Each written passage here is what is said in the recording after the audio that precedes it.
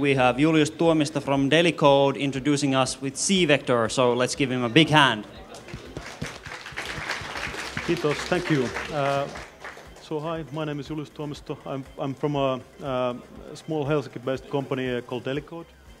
The company is basically two people at the moment. It's me and Janne Karu. Janne is trying to solve some hardware issues right now.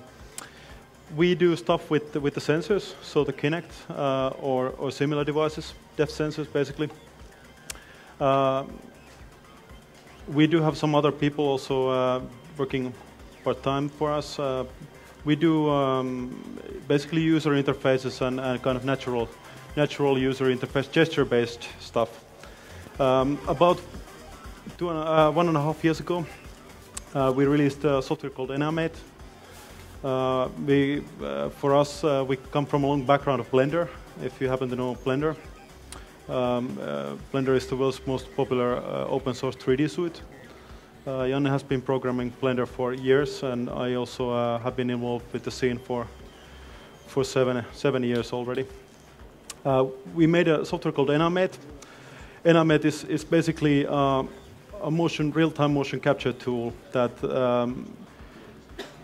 enables you to also use your body as a MIDI and OSC controller. So here I can maximize this. So here I'm basically just using it as a motion capture tool, but because you can use it with MIDI and OSC, you can output in the standard protocols.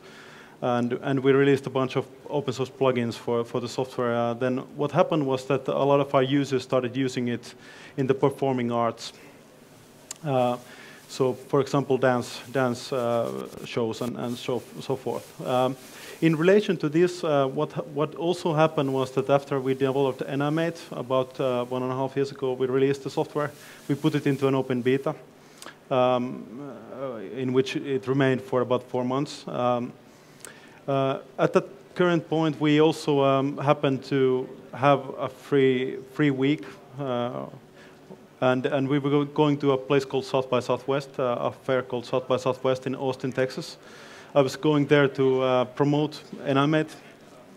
But because of this week off, we decided then to make a music video. It was just a kind of a brain fart that I had, and then having access to a fantastic coder like Janne, then we could actually do that. And we made up this video, and Janne coded for about a week.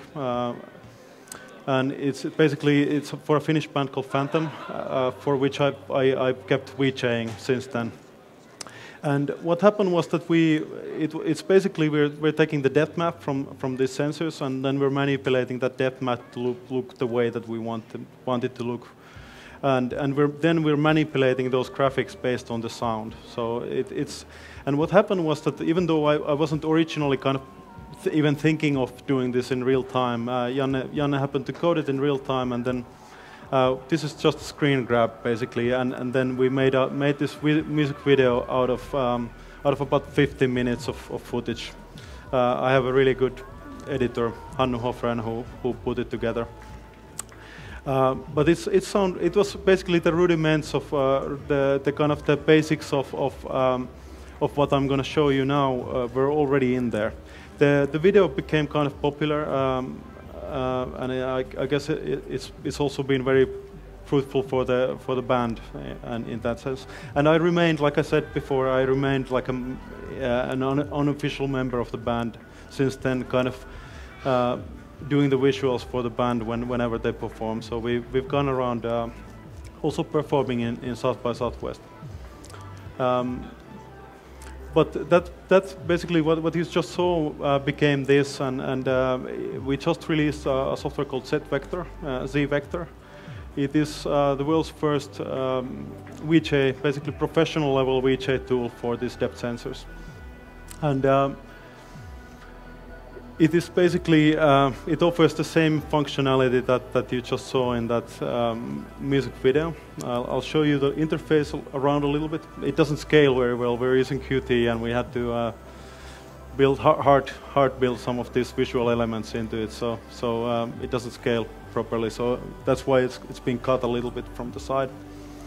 But it's basically it's a sound reactive visualization tool that where all the input comes in 3D all the time using these depth sensors. So I'm going to just switch over to Soundflower here, the sound input. I should be receiving something soon. If any of you saw, how many actually saw Kebu's performance yesterday? Oh, cool. Okay, so so I was doing the visuals for Kebu in real time at the same time using this software. I had a little glitch at the very end. I don't know if anybody noticed, but the visuals were off for a little while.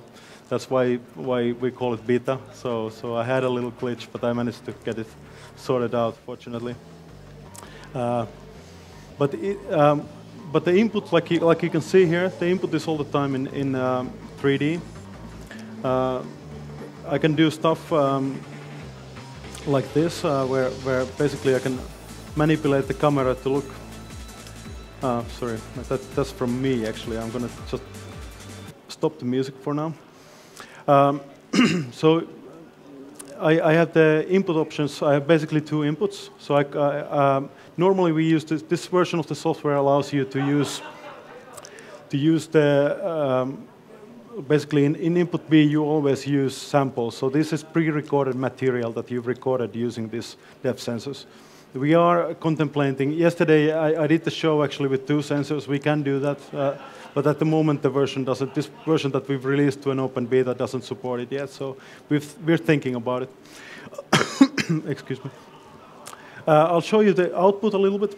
So where the input is always in basically 3D and full 3D scan, the output is basically you can manipulate in a multitude of ways. Here I'm using quads. I have options like where I can zoom in on myself. I'll just make the camera a little bit faster. I can build myself in different geometries. We also have surfaces. Yesterday I used quite a lot, which I've gotten fond of. Is I use vectors to kind of do the visuals in. Everything in the user interface is sound manipulated. So we build it. First of all, I'm not a programmer myself. I became a VJ. Sorry? Yeah. Ah, excuse me. Yeah. I can maybe I'll move myself. That's going to be hard. I'll be standing over here, so maybe you can make out a little bit more. But some of the fun concepts of this software, it's because these sensors are infrared, obviously. Then some of the fun things is that where normal cameras don't work, you can use this software for in clubs, for example. If you're doing visuals for a club, if you have a large crowd of people dancing, that's always, if you think about the club environment, obviously you're never going to have light enough to use a normal RGB camera there. So this is one of the nice things. Another one of the nice things that you have in this kind of software is in this software particularly, is the ability to manipulate the camera in real time in 3D. So what I did yesterday, for example, with Kebu was that I had the camera rotate around him constantly while I was tweaking some of the effects. Now the effects, apart from being able to draw things in different ways, I can also color them. So here's some pre-made gradients. I can start to color the image. I can color it in different ways. So I have depth. I can base a gradient on the depth. I can base it on the intensity of the RGB input, on the visible light. I can base it on the horizontal, so like this. I can base it on the vertical. I can base it radially. Maybe I'll make the image a little bit clearer so you can get a slightly better view of what's happening. I'll stop the camera also. Just give me 1 second. Just that. Okay. So, and then finally I can use the distortion. So whenever I have sound, then I can draw the EQ map, basically, or the distortion map right on the... So I'll play back some music now. Actually, this is this is where things get fun. So we are analyzing the sound. We're basically cutting it into 3 parts. So we have the low, high, and noise frequency, or the noise. And then with this, the whole user interface animatable. So now if I want to, for example, add to the size of the particles based whenever the low notes hit, then I can do this easily by just clicking on the low here. So I route the low signal basically to this, and whenever a bass note hits, the analyzer will basically put the amount of the pixels or the particles, it will make them bigger. The same goes to the other side, so you can actually make them smaller also. So this is according to the slider. Then we have basically, this is a kind of a particle effect. We're basically drawing everything all the time. So all of the depth maps gets all of the 3D pixels get drawn all the time. So whenever there's some changes in basically the depth map, then the background bleed actually affects how long it takes for that particular 3D pixel to move back into the background, which we are basically drawing them into. We have some different effects, way of sending different places. I'm going to move over now to the distort part. So we also have the ability to distort the depth map in real time based on the sound. And this creates some pretty nice effects which you may, if you were seeing the Kebu stuff yesterday, then I was using this quite a lot. And of course, a lot of because we were using different sort of geometry, then the distortion fields also, they look different. Obviously, they have different looks and different ways of drawing. So if I now change this over to them, I'm going to actually switch the. I'm rendering in 720p, I think, right now, so I'm going to switch over to the window size. Give me 1 second. So I get some better frame rates. So just open this up again. Okay, so and again, because we are manipulating everything with sound, then obviously the audio becomes king. So it's basically the audio then affects everything that you routed the audio into. Finally, we have some pre-made filters. So we have soften, feedback, so forth. This is a nice 80s sort of look. I'm going to go over the triggers now. So basically, everything that you see in the software you can save into a profile, and switching these profiles enables you to then make these smooth transitions between all of these different things. So if I switch over to this profile, it will automatically try to move smoothly through all the different settings to get that look that I want to have. This was actually my starting look from yesterday, from the scene yesterday. Okay, one of the cool things that we do have, which is related to the demo that we maybe have for you to see, is that we do support. This is fully OpenGL based, so we have full stereo rendering output supported directly, and this enables us to also do a demo on the Oculus. And we got the Oculus kit about 3 weeks ago, and I was at SIGGRAPH actually showing this demo. What we do with the Oculus is this is slightly crazy, but I'll show it to you here. It was just a theory a while back, but it actually does work. So if I reset the view, I'm going to just basically show you the basic principles of what you're going to experience, hopefully, if we get something shown over there. But basically, because this is a 3D map all the time, so I have you guys there, then we are also able to... okay, actually, I'll show you one more cool feature of if somebody would stand up from the crowd, could I have somebody maybe stand up and go into the middle? So one of the cool things about this software, if you think about the club environment, is that I can actually pick out that single person out of the club. and I can focus the camera on that one person.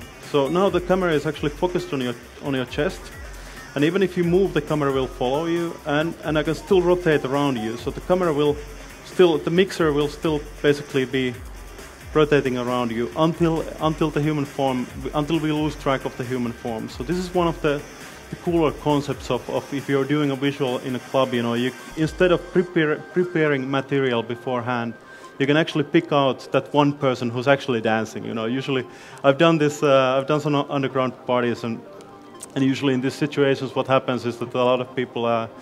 There's usually guys who. Let's say 5 of the 10 people are smoking cigarettes, or they're drinking, or something.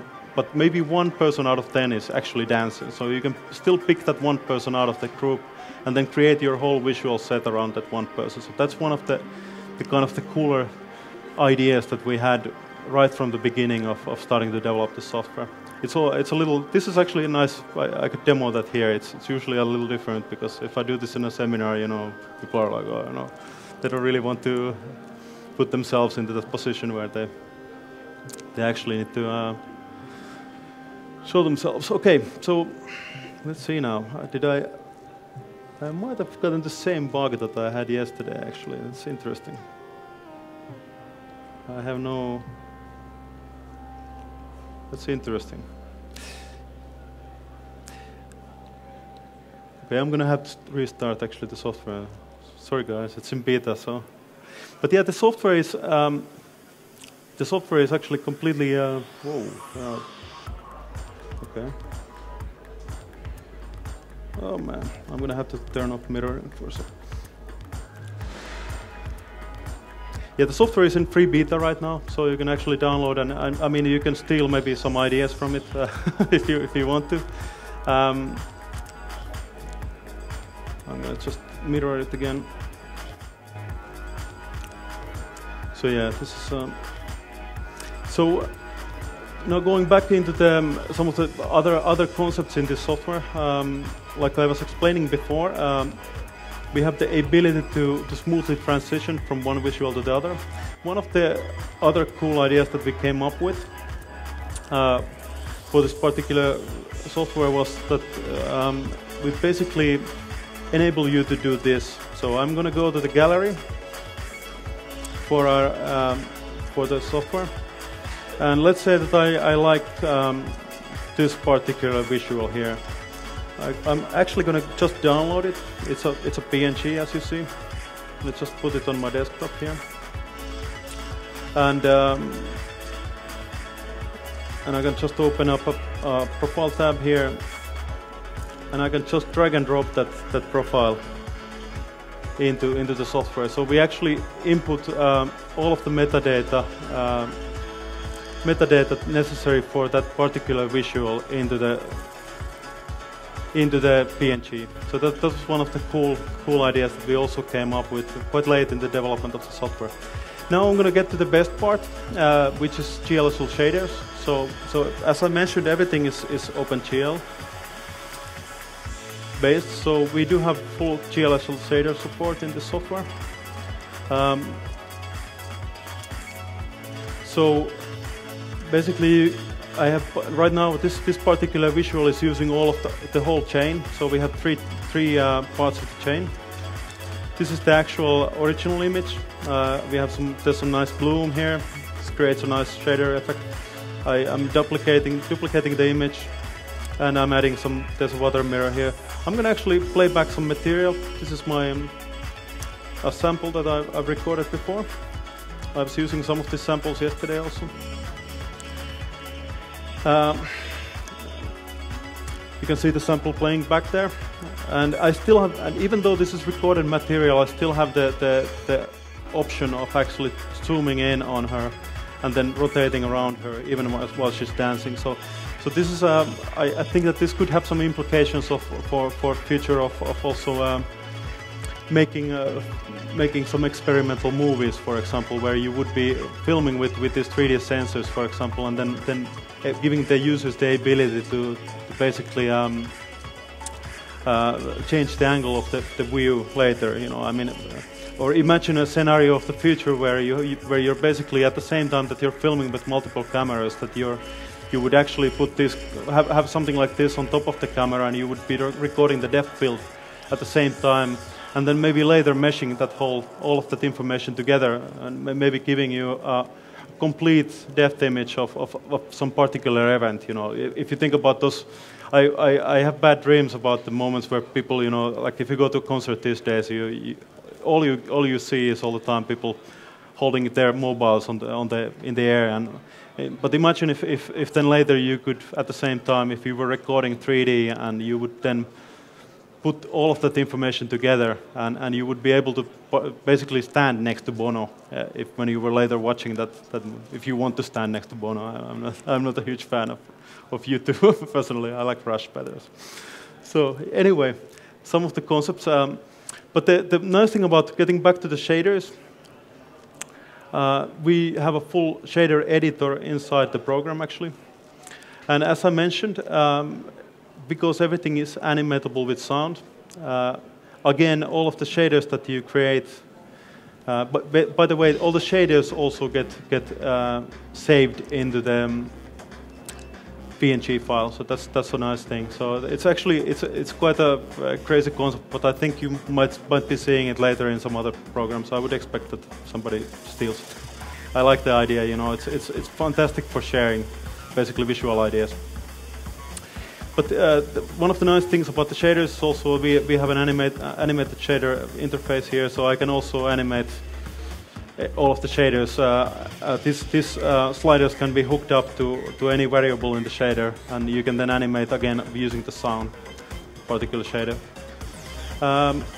Finally, getting Janne, how's will we get some kind of Oculus thing? Okay, so we have one computer.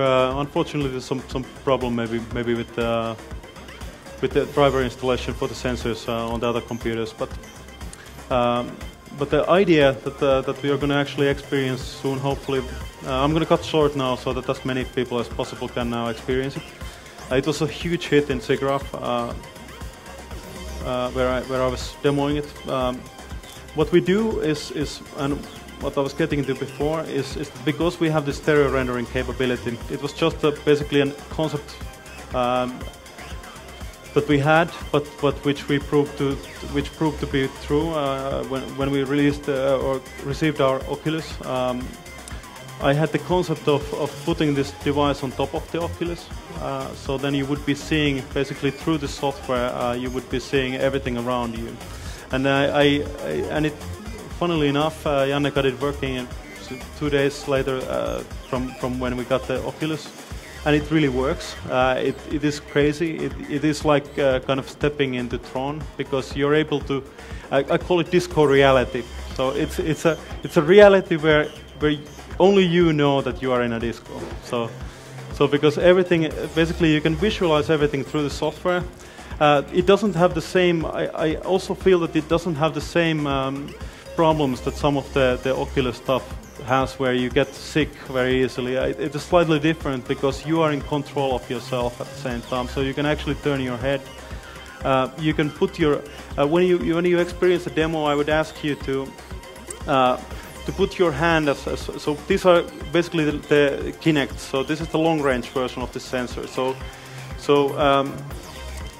There is a short-range version of the sensor which starts to track from about 30 centimeters, but these ones track from about 60.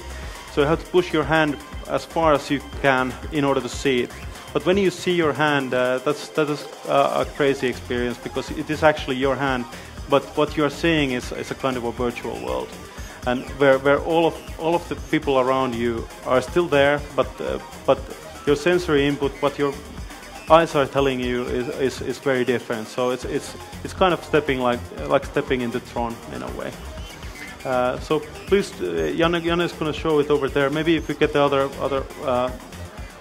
computers working, then you'll be there's going to be less of a queue.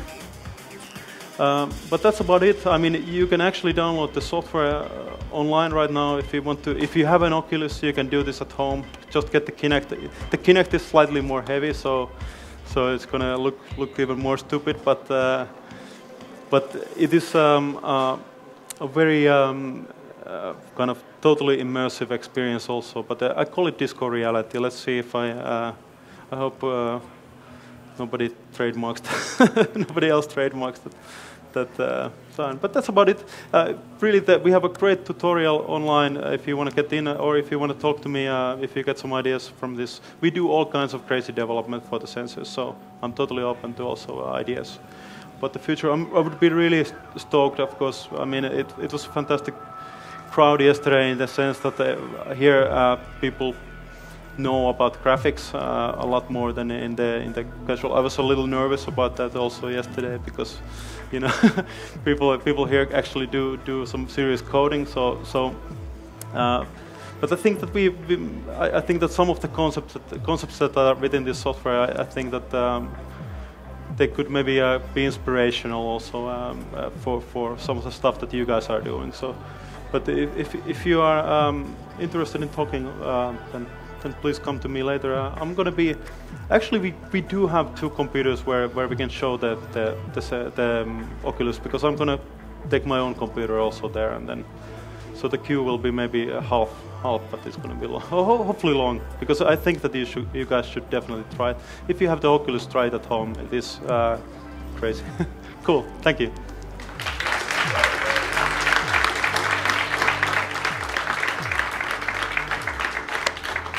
I guess I could answer if anybody has any questions. So, if you have questions, just raise your hand and I give you the microphone. You need to ask the question. You can also ask them directly, but if somebody has a really big question, then maybe it would be a good time to do that. Cool. Yes. So, have you developed your own sound analyzing software, or do you use some library or? Yeah, Janne, this is our own code. Basically, the whole software is almost completely custom. The only part so we're developing on top of OpenNI, which is an open source framework for developing for these depth sensors. But that's basically the only part where we use currently we use the human form tracking, and then we use the driver set. But all of the rest of the code is custom, and Janne has coded it. It is. I've gotten some really nice comments about actually the sound analysis, and it is quite tight. It's a tight algorithm actually, but it is a relatively simple algorithm at the same time that we don't really split the frequencies into that many layers at the moment, at least. So I hope that answered. Okay, thank you. Cool. Okay. I guess it's demo time, so let's get this rolling. Thank you.